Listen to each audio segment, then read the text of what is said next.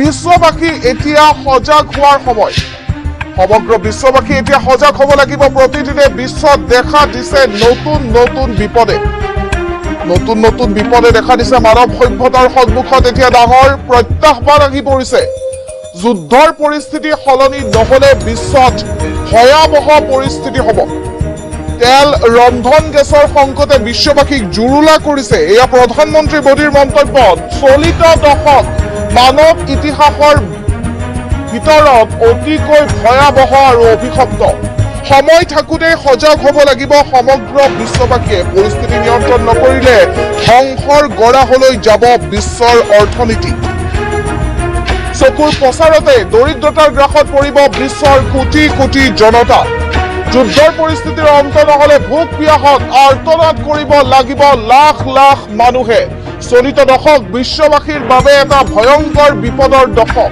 যুদ্ধৰ পৰিস্থিতিয়ে দেশৰ অৰ্থনীতি, বিশ্বৰ অৰ্থনীতি শেষ কৰিব।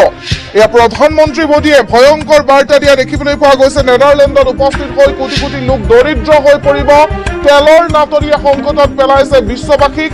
যি ভয়ংকৰ পৰিস্থিতি, নেদাৰলেণ্ডত প্ৰধানমন্ত্ৰীয়ে ভয়ংকৰ বাৰ্তা দিছে। এই পৰিস্থিতিক লৈ যুদ্ধৰ পৰিস্থিতিৰ সাল সলনি নঘটিলে বা সলনি নহ'লে সমগ্ৰ পৃথিৱীতে ভয়ংকৰ বিপদে দেখা দিব। প্ৰতিদিনে নতুন নতুন বিপদে দেখা দিছে বিশ্বত, আৰু বিশ্বত কোটি কোটি জনতা দৰিদ্ৰলৈ ৰূপান্তৰিত হ'ব। মানৱ সভ্যতাৰ সন্মুখত এতিয়া ডাঙৰ প্ৰত্যাহ্বান আহি পৰিছে বুলি প্ৰধানমন্ত্ৰী নৰেন্দ্ৰ মোদীয়ে এই মন্তব্য কৰিছে। মাত্ৰ কেইটামান দিন পূৰ্বে সমগ্ৰ দেশবাসীৰ সন্মুখত দেশৰ প্ৰধানমন্ত্ৰীগৰাকীয়ে কৈছিল যে সোণ ক্ৰয় নকৰিব, পাৰিলে পাব্লিক ট্ৰান্সপৰ্ট ব্যৱহাৰ কৰক, সোণ ক্ৰয় কৰা বাদ দিয়ক, মিঠাতেল কমকৈ ব্যৱহাৰ কৰক, মিতব্যয়ী হ'বলৈ শিকক। এনেধৰণে বিভিন্ন বাৰ্তা দিছিল যে দেশত পুনৰ সংকটৰ সময় আহিব নেকি বুলি প্ৰশ্ন উত্থাপন হৈছিল। কিহৰ বাবে ভাৰতৰ প্ৰধানমন্ত্ৰীয়ে সমগ্ৰ দেশবাসীকে এনেধৰণে সজাগ হোৱাৰ আহ্বান জনাইছিল। কিন্তু আজিৰ দিনটোৰ আটাইতকৈ ডাঙৰ খবৰ,